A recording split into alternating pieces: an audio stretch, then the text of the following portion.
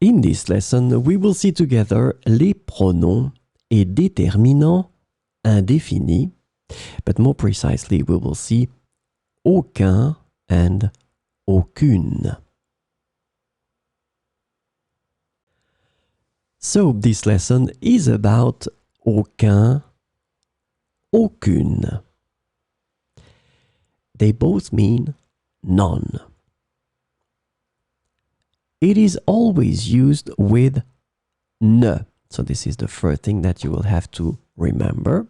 And the second thing, it can be used as an adjective and as a pronoun.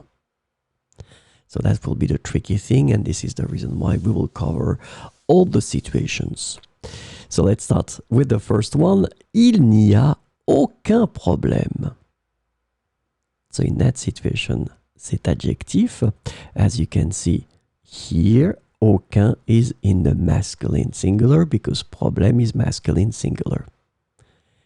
Il n'y a aucun problème. So second situation, as an adjective, elle n'en a aucune idée.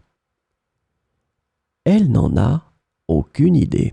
So in that situation, aucune is connected to idée. Idée is feminine singular, so we'll take the feminine singular version here. Aucune. Masculin, aucun problème. Féminin, aucune idée. So this is when we use aucun, aucune as adjectives. Let's have a look now at the pronouns. Je n'en veux aucun. Je n'en veux aucun.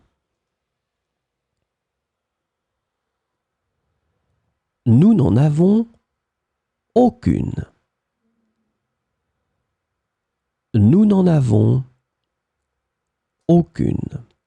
So you can see here that we use them as pronouns, but obviously because we're using them as pronouns, it means that previously you have been defining the words that they replace. So it cannot come like that because it would be extremely strange.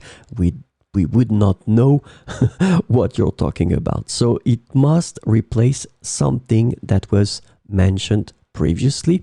So it means that, of course, if the thing mentioned is masculine, then you will go for aucun. If the thing mentioned previously is feminine, you will go for aucune.